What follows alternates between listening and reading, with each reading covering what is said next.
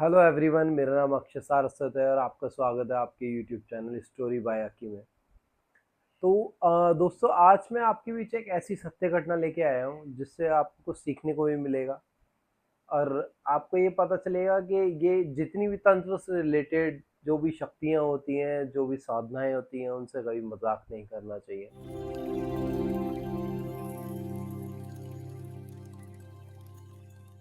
हमारे कामाख्या शक्तिपीठ में एक अम्बुबाची पर्व मनाया जाता है जो कि बहुत धूमधाम से मनाया जाता है। ये पर्व की अवधि 3 दिन होती है। तो इस पर्व के दौरान बहुत सी तंत्र क्रियाएं होती हैं। जितने भी बड़े बड़े तांत्रिक हैं, जितने भी बड़े बड़े साधक हैं, वो इस दौरान आकर कामाख्या शक्तिपीठ में अपनी तंत्र क्रियाओं को सफल बनाते हैं, अपनी इच्छाओं को, अपनी साधनाओं को पूर्ण करते हैं। तो इस दौरान एक पत्रकार था जिसका नाम आरव था, जो दिल्ली का रहने वाला था। तो वो इस दौरान वहां पे पहुंचता है, उसकी जागरूकता रहती है, उसकी मन में एक ये रहती है कि मैं ऐसे कुछ ऐसी मतलब तस्वीर खींचूं या ऐसी कोई वीडियो बनाऊं जिससे कि वो रातों रात मशहूर हो जाए।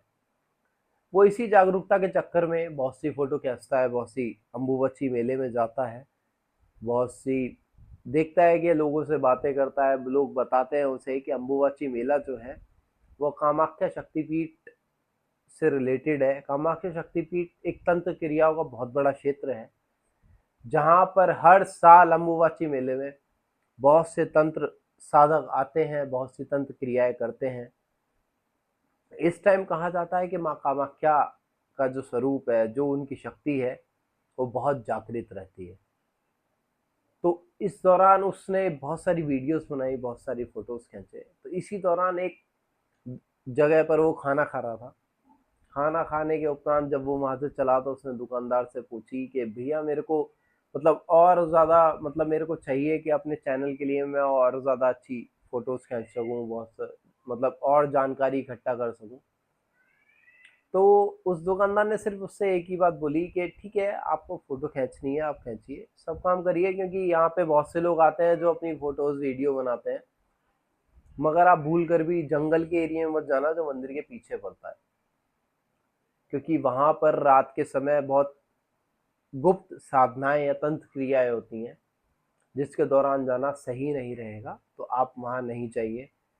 तो वो कोई नहीं, वो हंसने लगा। वो हंसकर उसे उन्हें जवाब देता है। वो बोलता है, यार आपके क्या भैया, मैं भूत प्रेतों में नहीं मानता, आप ऐसी बातें क्यों कर रहे हो, ऐसा कुछ नहीं होता है। फिर भी वो दुकानदार उससे यही कहता है कि आप वहां ना जाएं तो ज्यादा सही रहेगा। ज्यादा मतलब इन चीज़ों को आप नहीं मानते, ठीक है, मगर इन चीज़ों का आपको ये भी नहीं बोलना चाहिए कि ये चीज़ें होती नहीं है। तो कोई नहीं, उसी दौरान वो रात बीत गई। अम्बुबाची मेले की पहली रात थी। तो उसने अपना जो भी फोटो वगैरह खींचना था उसने खींच लिया, सब काम कर लिया। अगले दिन जब सूर्योदय हुआ, उसने और फोटोज वगैरह खींची, अपने आसपास के लोगों को देखा, मतलब जो भी उसने जो कैप्चर करना था वो करा। जब रात हुई तो उसने सोचा कि मेरे को कि मैं जाके देखता हूँ कि वो दुकानदार मना तो कर रहा था, मगर जाके देखने में क्या हर्ज है, एक बार जाके देख लेता हूँ मैं, ऐसा क्या था वहां पे जो दुकानदार ऐसे मना कर रहा था मेरे से। वो कोई नहीं, वो जंगल की तरफ गया। जंगल की तरफ जब वो जाना स्टार्ट करा तो उसे ऐसा कुछ वो लगा नहीं, क्योंकि रात का समय था तो शांति बहुत रहती है रात के समय, आप तो जानते ही हैं। तो रात के समय जब वो जंगल की तरफ बढ़ने लगा, जब चीजें धीरे धीरे वो आगे बढ़ा, तो उसने देखा कि एक लाल रोशनी हो रही है। वो लाल रोशनी देख के उस रोशनी की ओर बढ़ा। तो उसने देखा वहां पर 8 साधु बैठे हुए हैं।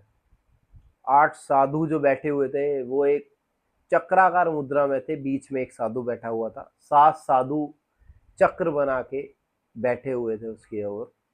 बीच में दीपक जल रहा था और सभी सामग्री थी। शायद वो तंत्र क्रिया कर रहे थे। तंत्र क्रिया जब वो कर रहे थे तो आरव के मन में आया कि मैं इनका फोटो खींचूं, क्योंकि शुरू से उसके मन में जागरूकता थी कि मैं कुछ ऐसा कैप्चर करूं, कुछ ऐसा बनाऊं, कुछ ऐसा खींचूं जो कि मतलब आज तक लोगों ने देखा ना हो, ना कभी उसके बारे में सुना हो। तो जब उसने फोटो खींचना चालू करा, जब उसने क्लिक करा, पहला क्लिक, दूसरा क्लिक, तीसरा क्लिक, जैसे ही चौथा क्लिक हुआ, ऐसे ही एक बहुत, मतलब होता है ना फ्लैश लाइट जलना, ऐसे एक प्रकाश हुआ फ्लैश लाइट के तरह। तो एकदम से देखा तो उसने वो जो दीपक जल रहे थे वो सारे दीपक बुझ गए। जब दीपक बुझ गए तो एक वो आरब घबरा गया। घबरा इसलिए गया क्योंकि उसके मन में कहीं ना कहीं ये था कि मेरे से कहीं गलती तो नहीं हो गई। जब वो आरब वहां से भागा तो पीछे से एक आवाज सुनाई दी कि कब तक भागेगा, जो तूने मेरी साधना भंग की है, तुझे अपनी परछाई से भी डर लगेगा।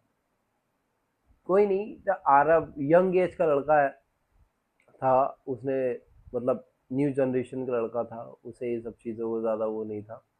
जब वो अपने होटल पहुंचा था उसने सोचा कि अब इन सब चीज़ों से मेरा पीछा छूट चुका है। कोई नहीं, पहली रात उसकी सही भी थी। उसने अगली रात जब आरव अपने कमरे में था, जब वो सोने की कोशिश कर रहा था तो उसे नींद नहीं आ रही थी, बेचैनी हो रही थी। मतलब उसका जी घबरा रहा था, उसे नींद ही नहीं आ पा रही थी। तो उसने सोचा चलो मैं कल की फोटोज देख लेता हूँ। जब वो फोटो देखने बैठा, उसने सब चीजें देखी तो उसे वो 7 साधु से दिखाई दिए, मगर वो 8वां साधु उसे नजर ही नहीं आया। उसने सोचा हो सकता है कि ये मेरे मतलब कैमरे की दिक्कत हो या फिर कोई टेक्निकल इशू हो, इसकी वजह से उसे फोटो ना आ रहा हो। मगर कोई बात नहीं, फिर अगले दिन आरब अपने कमरे में बैठा हुआ था रात के दौरान। तब उसने सोचा कि ठीक है, मैं एक बार और चेक करता हूँ, क्या पता अब चीज़ें सही हो। तो उसने जब फोटो चेक करे तो उसमें उसकी फोटो दिखाई दे रही थी तांत्रिक की। और वो तांत्रिक की फोटो ऐसे थी, वो जितनी क्लिप चेंज करता है, मतलब फोटो जैसा हम स्क्रॉल करते हैं ना, जितनी चीज़ें स्क्रॉल करता है उसे ऐसा महसूस होता है कि वो मतलब फोटो जितनी वो स्क्रॉल कर रहा है उतनी उसके पास आ रही है। तो आप सोच सकते हैं, मतलब इट्स हॉरेबल। मतलब क्योंकि उसने फोटो तो सेम डिस्टेंस से खरीद खींची थी ना, तो उसके पास तो आ ही नहीं सकती थी वो। तो उसे ऐसा महसूस हुआ जैसे ये फोटो के फोन से बाहर ही आ जाएगी उसके। तो उसने फटाफट से फोन बंद करा, वो वापस दिल्ली आया। दिल्ली आके उसने अपने घर था, घर पे उसे ऐसा महसूस हुआ कि उसकी परछाई तो दिख रही है, मगर उसकी परछाई जैसा वो है, जैसा जो एक्टिविटी वो कर रहा है उससे विपरीत ही एक्टिविटी कर रही है, मतलब कुछ डिफरेंट ही कर रही है। वो घबरा गया। वो मतलब उसकी हालत ऐसी हो गई थी, वो घर से नहीं निकलता था, ना कहीं आना ना कहीं जाना ना कुछ। मगर एक दिन उसे पता चला कि एक मतलब तांत्रिक हैं, एक बाबा हैं जो कामाख्या शक्तिपीठ में मतलब पुजारी थे और रहते थे। उनसे उसका संपर्क हुआ। उसने उनसे अपनी सारी व्यथा बताई कि मेरा ऐसे ऐसे हुआ था, ऐसे ऐसे मैंने करा था। तो उन्होंने एक ही चीज बताया कि जो भी तुमने करा था उससे उस तांत्रिक की साधना भंग हो गई थी।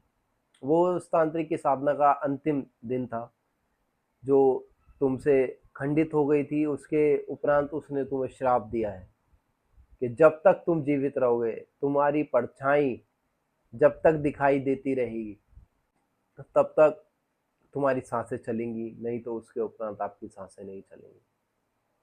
उसने बहुत जगह कोशिश करी, बहुत लोगों को बताया समझाया, मगर उस तांत्रिक ने एक बात और बोली थी कि अगर इस चीज का अगर कोई मतलब तोड़ है, कोई इसका निवारण है, तो सिर्फ वो तांत्रिक ही है, क्योंकि वो अपने श्राप को या अपनी दी हुई करी हुई क्रिया को वो खुद ही वापस ले सकता है।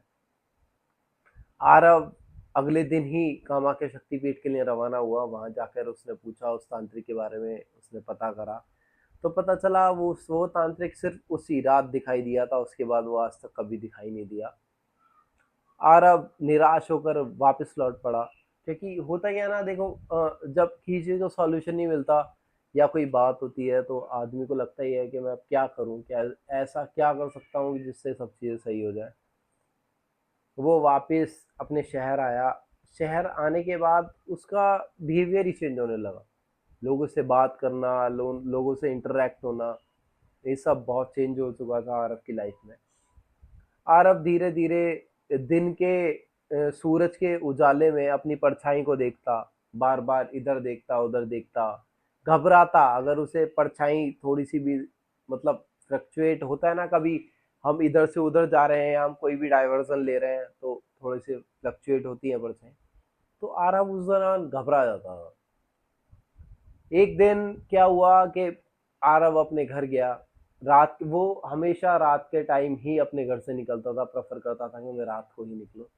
एक दिन उसकी पड़ोसन का पुलिस के पास फोन गया और पड़ोसन ने बोला कि घर के अंदर से स्मेल आ रही है और आरव भी बहुत दिनों से अपने घर से नहीं निकला। तो पुलिस आई, पुलिस ने तहकीकात करी, सब कुछ देखा, सब कुछ चेक करा। तो पुलिस को एक बहुत ही मतलब एक कहता है ना मतलब एक मतलब अलग ही वो पता चला कि आरव के ना शरीर पे कोई निशान है, ना उसे कोई फिजिकल कोई भी प्रॉब्लम थी या फिर मेडिकल रिलेटेड कोई भी इशू नहीं था, मगर आरव की मौत हो चुकी थी। ये आज भी मतलब एक संशय का एक बहुत ही ज़्यादा उसका विषय है कि आरव का मृत्यु कैसे हुई, ये आज तक कोई नहीं जान चुका है। और देखिए, मैं मेरा मानना यह है कि सभी चीज़ें एग्जिस्ट करती हैं सॉरी, कि देखिए तंत्र क्रियाएं, साधनाएं सब होती हैं, नहीं होती हैं ये तो चलो आपका वो है, मैं आपके ऊपर छोड़ता हूँ कि होना ना होना हर किसी की एक अपनी मान्यता के अनुसार एक ये होता है कि ठीक है ये चीज़ होती है, नहीं होती है कि हाँ, मैं नहीं मानता, मैं मानता हूँ। मगर मेरा मानना ये है कि अगर आपको कोई बोलता है, अगर आपसे कोई कुछ कहता है तो आपको उसे मानना चाहिए। अगर शायद आरव अगर उस दुकानदार की बात मानता कि तुम्हें रात के समय वहां नहीं जाना है, तो आरव के साथ ये कभी नहीं होता। क्योंकि हर चीज का एक अलग पहलू है, तो हमें उसे मानना चाहिए, और मानना ना मानना आपके हाथ में है। मैं ऐसी ही कहानियां, सत्य घटना आपके लिए लेकर आता रहूंगा। और अम्बुबाची मेला आज भी मतलब इन दिनों में वहां पे चल रहा है कामाख्या शक्तिपीठ में। ये एक बहुत महापर्व माना जाता है। इस दौरान बहुत तांत्रिक और तंत्र क्रियाएं होती हैं वहाँ। तो मेरी आशा यही है कि आप इन चीज़ों का ध्यान रखें। माँ शक्ति बहुत दयालु है और सबकी मनोकामना पूर्ण करने वाली है। तो जय माता दी, जय महाकाल। आप मेरे चैनल को सब्सक्राइब करें। Thank you. लाइक करें, शेयर करें। Thank you.